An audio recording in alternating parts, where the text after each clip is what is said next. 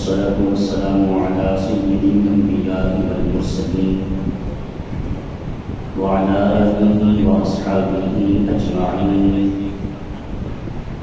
أما بعد فأعوذ بالله من الشيطان الرجيم. بسم الله الرحمن الرحيم. اهدنا الصراط المستقيم صراط الذين أنعمت عليهم. آمنت بالله صدق الله مولانا العظيم. إن الله وملائكته يصلون على النبي يا أيها الذين آمنوا صلوا عليه وسلموا تسليما.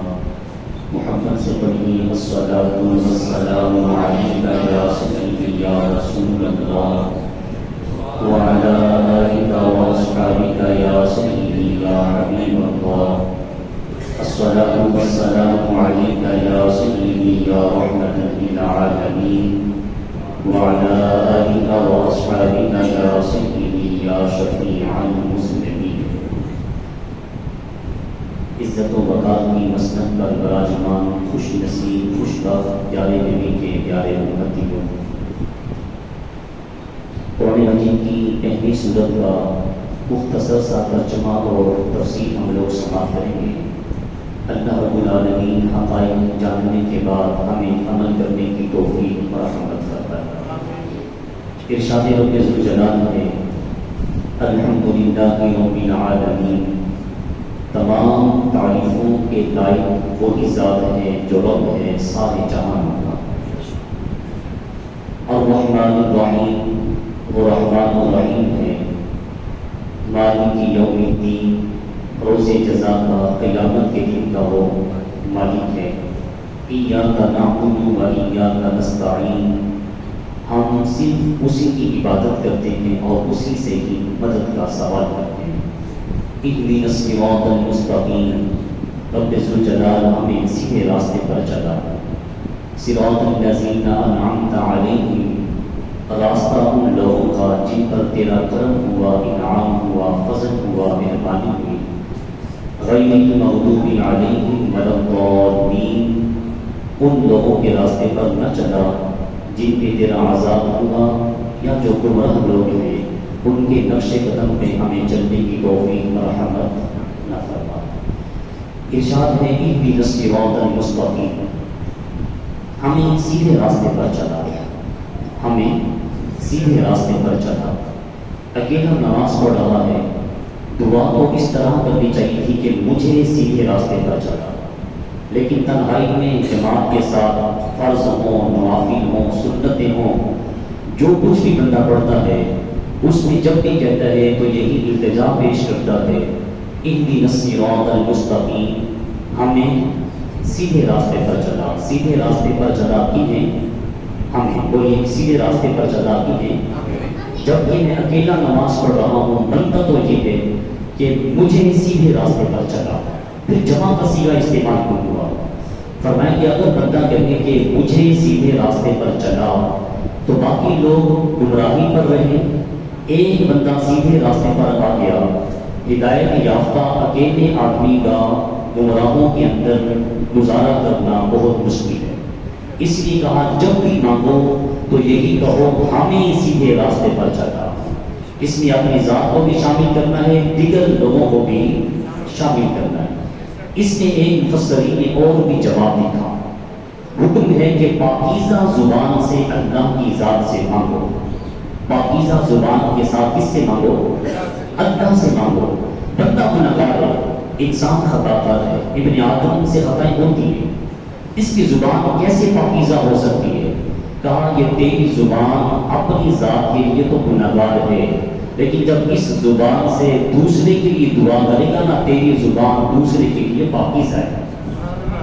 اپنے لیے گنہگار ہے، دوسرے کے لیے پاکیزہ ہے۔ اپنی زبان سے جب تو کہے گا اے رب ذوالجلال ہمیں سیدھے راستے پر چلا، تو تیری زبان سے نکلے ہوئے الفاظ پاکیزہ زبان سے دوسروں کے حق میں قبول ہوں گے، اس کی برکت سے تیری بھی قبول ہو جائے۔ اسی لیے ایک بزرگ چھوٹے کو دیکھتے تو کہتے جنتی ہے، بڑے کو دیکھتے تو کہتے جنتیوں کیا کہتے ہیں؟ جنتی ہے. بولیے کیا کہتے ہیں؟ جنتی ہے. کسی نے کہا کہ چھوٹے کو دیکھتے ہیں اسے بھی جنتی کہتے ہیں, بڑے کو دیکھتے ہیں اسے بھی جنتی کہتے ہیں. کیا معاملہ ہے؟ راز کیا ہے؟ فرمایا جب میں چھوٹے کو دیکھتا ہوں نا, میرے اندر سے آواز آتی ہے اس کی عمر کم ہے, گناہ بھی کم ہے. جب بڑے کو دیکھتا ہوں میرے اندر سے آواز آتی ہے اس کی عمر بھی زیادہ ہے, اس کی نیکیاں بھی زیادہ ہیں.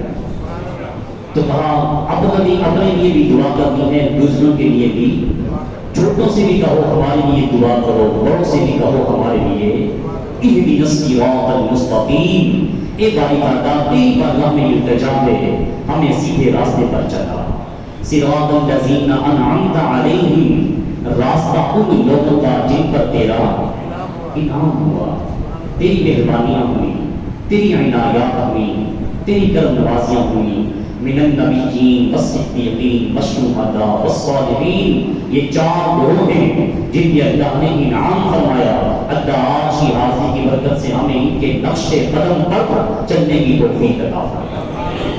نیک لوگوں کے راستے کی اتباع کی ترغیب دی گئی ہے کہ ہمیں سیدھے راستے پر چلا. راستہ ان لوگوں کا جن پہ میرا انعام ہوا ہے. انعام یافتہ لوگ اللہ کے ولی ہیں, انعام یافتہ لوگ انبیاء و مرسلین ہیں, انعام یافتہ لوگ صدیقین ہیں, اور صدیقین کے سردار سیدنا صدیق اکبر ہیں.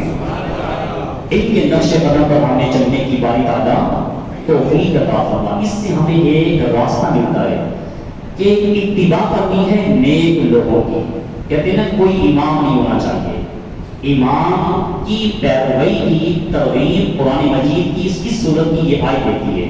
ہمیں سیدھے راستے پر چلا, راستہ ان لوگوں کا جن پر تیرا فضل ہوا, انعام ہوا.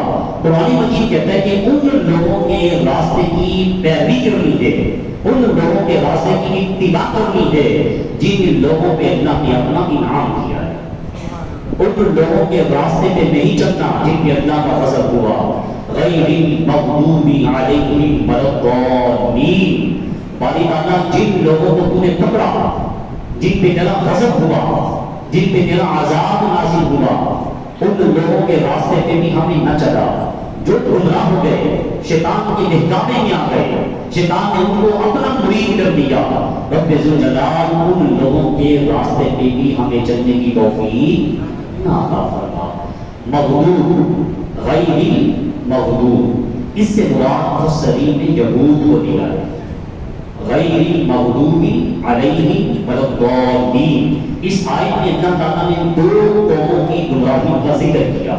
کہا ایمان والے تجھے دعا سکھائی جا رہی ہے, نیک لوگوں کے راستے پہ چلنے کی دعا مانگنی ہے. جو بدکار ہیں, گمراہ ہیں, فاسق و فاجر ہیں, ان لوگوں کے راستے پہ نہ چلنے کی اللہ تعالیٰ سے مدد کا سوال کر رہے ہیں. مغضوب سے مراد یہود ہیں, والضالین سے مراد نصارہ ہیں, عیسائی ہیں. یہود اللہ تعالیٰ کی پکڑ میں آئے تو کہا ایمان والوں تمہیں تنبیہ یہ کی جا رہی ہے, اس طرح دعا کرنی ہے کہ باری تعالیٰ ہمیں یہودیوں کے نقش قدم پر چلنے کی توفیق.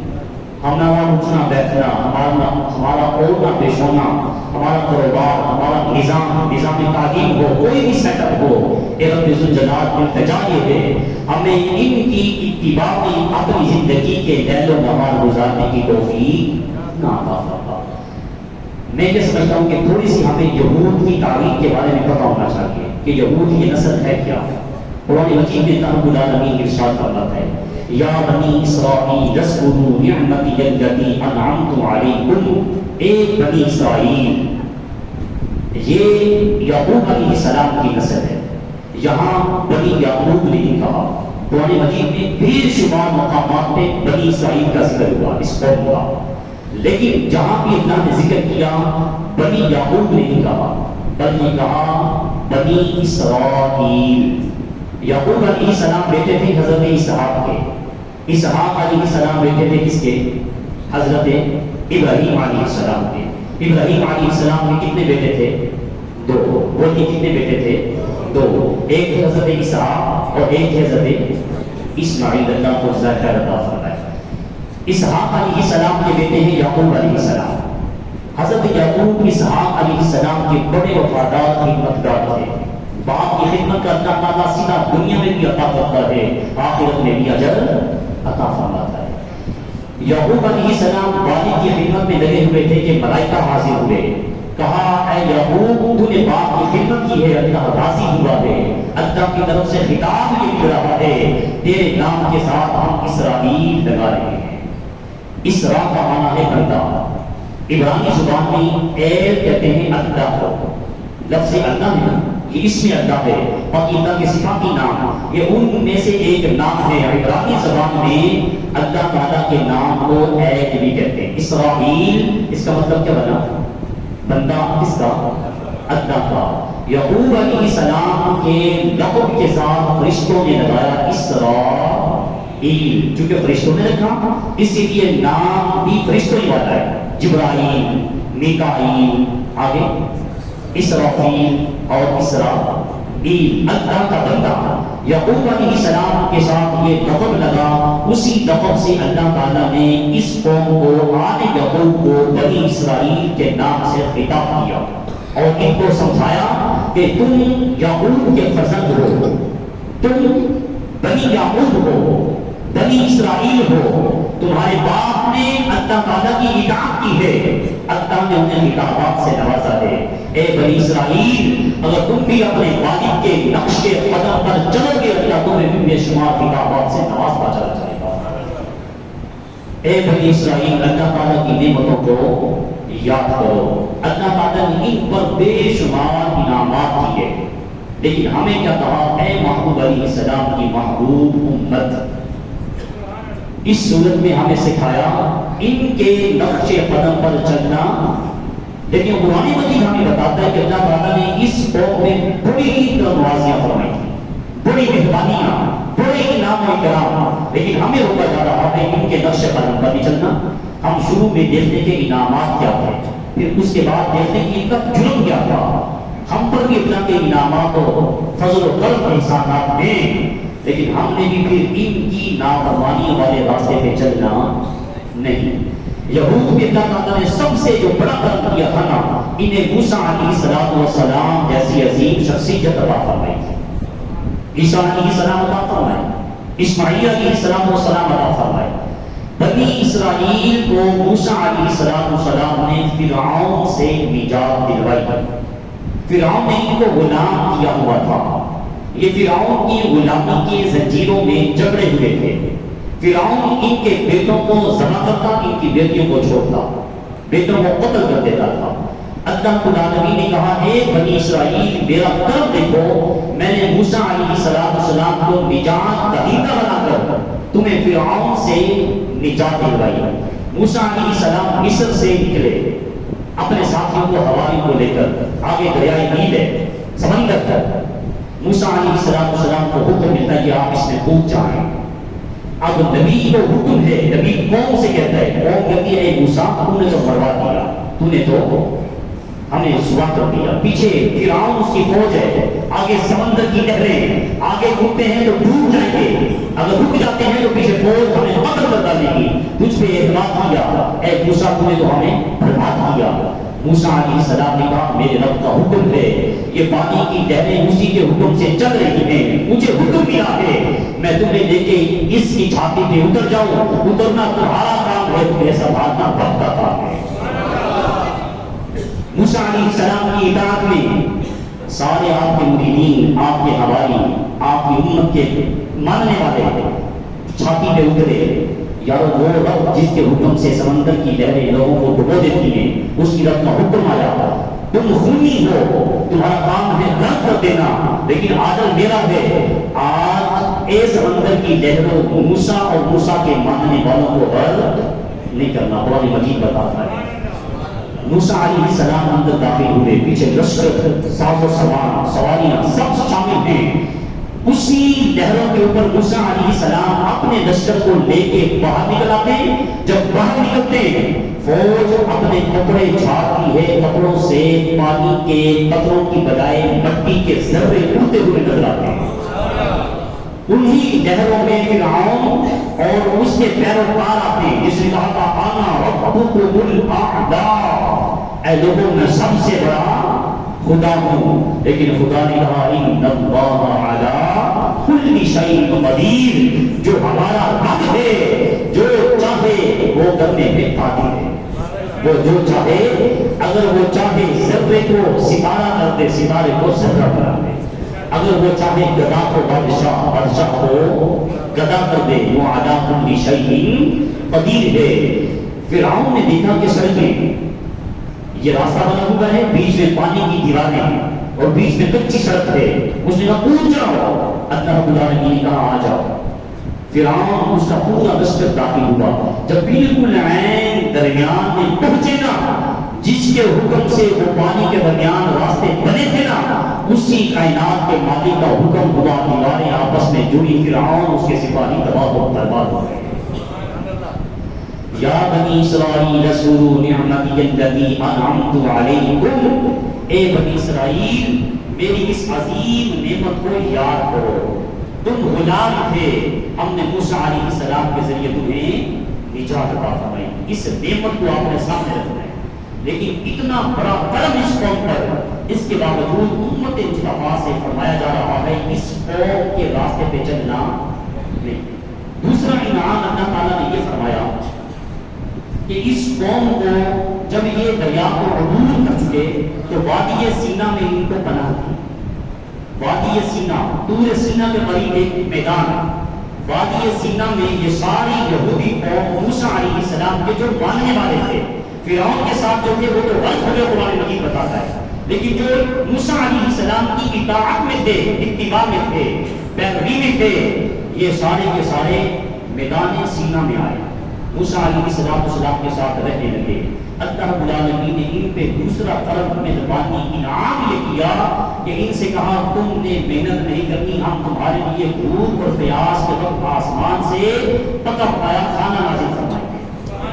بولیے سبحان اللہ، اور کتنا عظیم ہے۔ دوسری یہ من اور سلوہ، مفسرین کہتے ہیں کہ میٹھا، مختلف انواع کی بات سمجھانے کے لیے عرض کر رہا ہوں، مختلف انواع و اقسام کی مٹھائیاں، حلوے، کسٹرڈ، یہ تیار شدہ آسمان سے موسیٰ علیہ السلام کے ماننے والوں کے لیے میدان سینا میں نازل ہوتا تھا۔ انہیں بھوک لگتی، اللہ تعالیٰ سلوہ، یہ پکا پکایا بھنا ہوا گوشت آسمان سے بٹیرے اترتے، وہ انہیں کھاتے اور مزے لیتے۔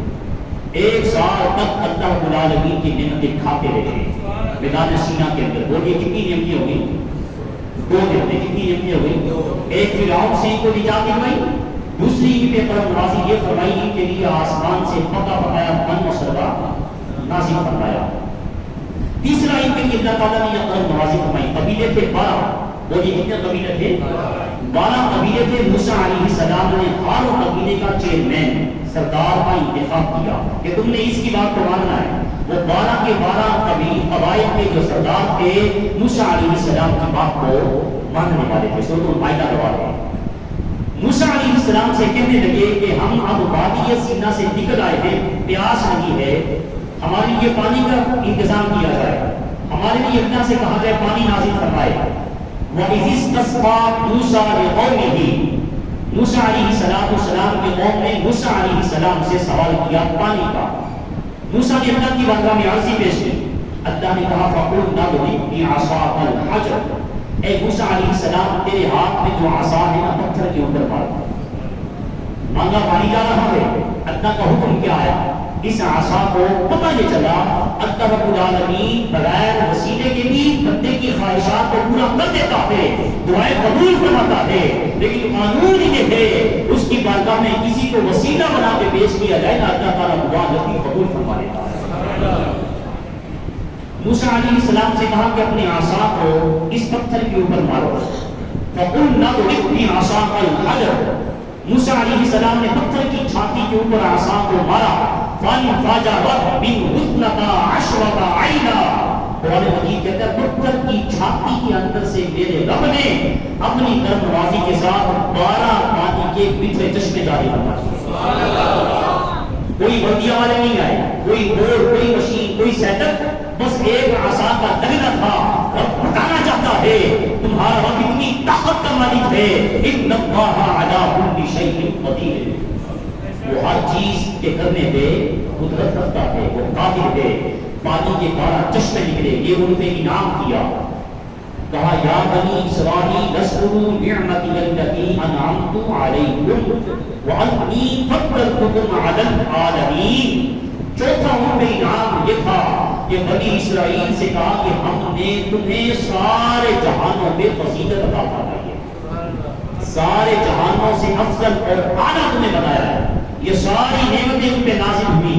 جب انہوں نے دیکھا نا کہ بارشیں انعامات کی ہم پہ ہو رہی ہیں، کرم نوازیاں ہو رہی ہیں، مہربانیاں ہو رہی ہیں، محنت ہمیں کرنا نہیں پڑتی، جب یہ سب کچھ دیکھا تو کہنے لگے نحن وقالت اليهود والنصارى نحن ابناء الله واحباؤه، کہنے لگے ہم کو اللہ کے بیٹے ہیں، ہم کو اللہ کے محبوب ہیں، اس لیے تو ہم پہ یہ بارشیں نازل ہوتی ہیں، یہ انعامات، مہربانیاں، یہ برکات کا نزول ہے، اس لیے ہم اللہ کے کیا ہیں بولیے بیٹے ہیں۔ اس سے مراد وہ یہ نہیں کہتے تھے کہ ہم یہ اللہ نے جنم دیا ہے، بلکہ وہ کہتے تھے کہ جس طرح باپ کا بیٹا اولاد چہیتی ہوتی ہے، ہم بھی اللہ کے بولیے کیا ہیں، چہیتے ہیں، پیارے ہیں، محبوب ہیں۔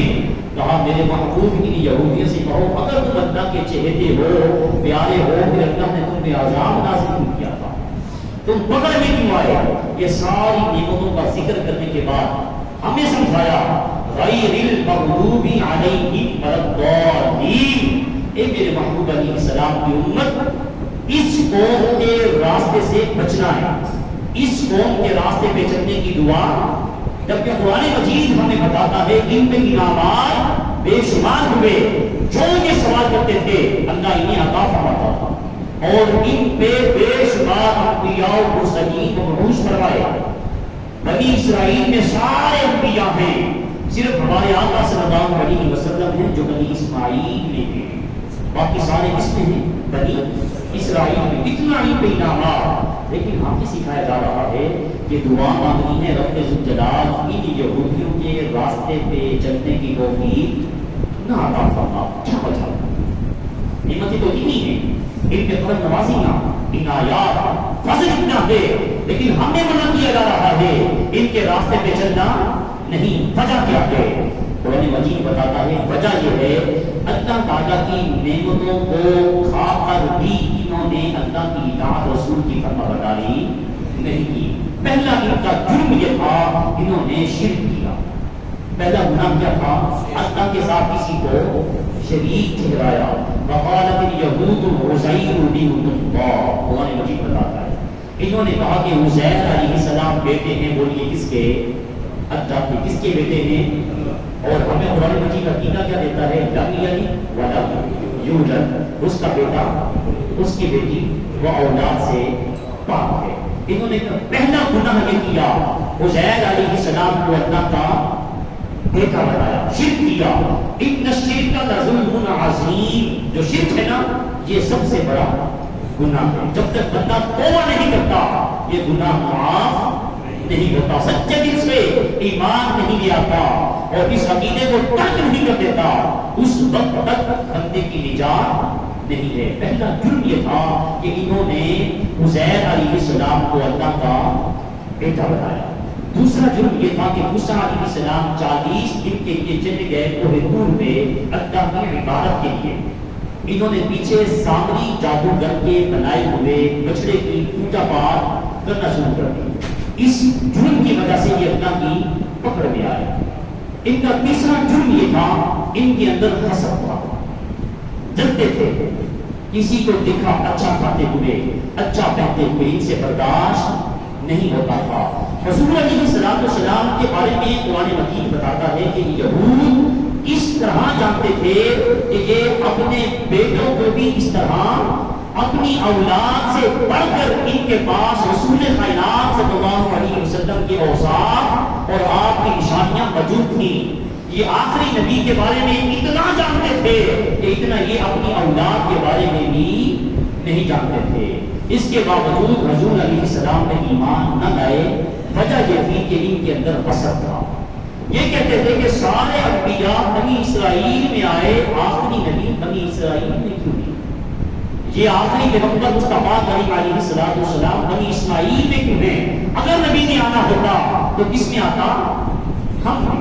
بس اس حسد کی وجہ سے، جیلسی کی وجہ سے مصطفیٰ کریم علیہ السلام پر یہ ایمان نہ لائے، ورنہ قرآن مجید بتاتا ہے کہ وہ رسول علیہ السلام کے بارے میں اپنی اولادوں سے ڈر کے جانتے تھے۔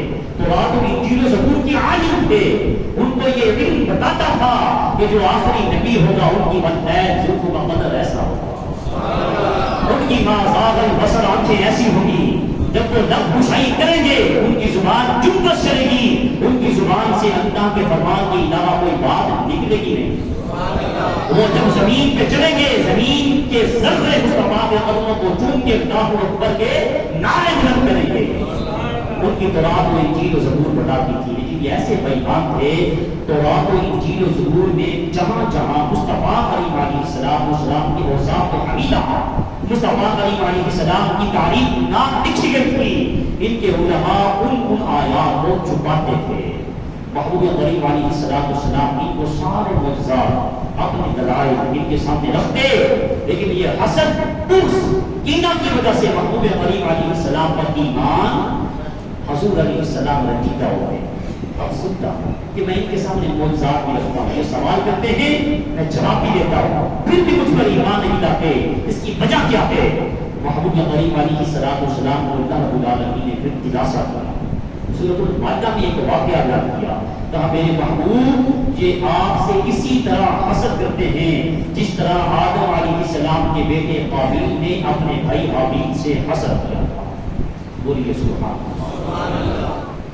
اس بات سے نہیں، اس بات میں نہیں کہا سبحان اللہ کہو، بلکہ میں نے اس بات سے کہا کہ اللہ رب العالمین اپنے محبوب علیہ السلام کے دل جوئی اس انداز سے فرماتا ہے، اللہ کو اپنے محبوب سے محبت کس انداز کی۔ کہا میرے محبوب ایک واقعہ میں تیرے سامنے رکھتا ہوں، اس واقعہ کو دیکھ کر پھر آپ نے نتیجہ نکالنا ہے۔ جس طرح وہ قابیل حسد تھا، اسی طرح بنی اسرائیل یہ یہود بھی محبوب کی قوت سے حسد کرتے ہیں، یہ آپ سے چلتے ہیں۔ قابیل اور حابیل دونوں نے اللہ کی بارگاہ میں قربانی پیش کی، اور یہ کیا پیش کی؟ قربانی۔ قرآن مجید نے اس کا ذکر نہیں کیا وہ کیا چیز تھی، مفسرین نے لکھا، بعض نے کہا کہ وہ جانور تھا، بعض نے کہا گوشت تھا، بعض نے کہا کوئی اور چیز تھی۔ وہاں تک کہ اس قوم کے رواج کے مطابق وہ اپنی منتیں، اپنے صدقہ و خیرات اس طرح پہاڑ پہ رکھتے تھے، آسمان سے آگ آتی، جس کا صدقہ نکل جاتی جل جاتا، اس کا صدقہ قبول ہوتا، باقی کا صدقہ قبول خیرات قبول نہ کی جاتی۔ قابیل و حابیل نے اپنی خیرات اللہ کی بارگاہ میں پیش کی، حابیل کی خیرات قبول ہوئی، قابیل کی اس نے کہا تیری قبول ہوئی میری قبول کیوں نہیں ہوئی؟ اس طرح آج مسلمانوں کے اندر اللہ تعالیٰ ہمیں اس گناہ سے بچائے، حسد کی آگ بڑھتی چلی جا رہی ہے، اس کے پاس ہے میرے پاس کیوں نہیں ہے؟ میرے آقا صلی اللہ علیہ وسلم نے کہا میری امت یہ حسد جلنا جسے ہم جیلسی کہتے ہیں یہ اتنا بڑا گناہ ہے، اتنا بڑا جرم ہے۔ کہا جس طرح خشک لکڑی کو آگ جلا کے راکھ کر دیتی ہے نا، یہ گناہ نیکیوں کو ایسے مٹا دیتا ہے۔ اللہ رب العالمین ہمیں بچنے کی توفیق عطا فرمائے۔ قابیل نے کہا تیرا صدقہ تیری خیرات قبول ہوئی، میری خیرات قبول کی نہیں ہوئی، تو اعلیٰ ہے میں ادنا ہوں۔ اس بات سے اس نے اپنی تحقیر و تذلیل سمجھی اور کہا میں تجھے نہیں چھوڑوں گا۔ اس بغض میں، اس بناد میں، اس کینے میں آ کر اس نے حابیل کو قتل کرنے کا ارادہ کیا۔ پھر اس نے قابیل نے حابیل پہ حملہ کیا، حابیل کو قتل کر دیا۔ یہ روح زمین پہ پہلا شخص ہے حابیل جس نے جام شہادت نوش کیا۔ اور قاتل کون ہے؟ پہلا قابیل کا قیامت تک جتنے بھی قتل ہوتے رہیں گے، طریقہ قتل کا اس نے ایجاد کیا ہے، وہ سب کے گناہ اس کے کھاتے میں ڈالے جائیں گے۔ اور محشر کے میدان میں سب سے پہلا جو کیس اللہ کی بارگاہ میں دائر کیا جائے گا، جس کا سب سے پہلے فیصلہ ہوگا وہ قابیل کا ہوگا۔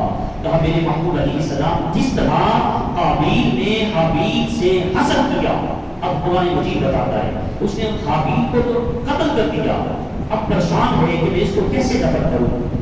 اللہ رب العالمین فرماتا ہے فَبَعَثَ اللَّهُ غُرَابًا يَبْحَثُ، پھر ہم نے ایک کتے کو بھیجا اس نے اپنے چونچ کے ساتھ زمین سے مٹی کو نکالا، پرندے نے اپنے مردہ پرندے کو اس زمین کے اندر دفن کیا۔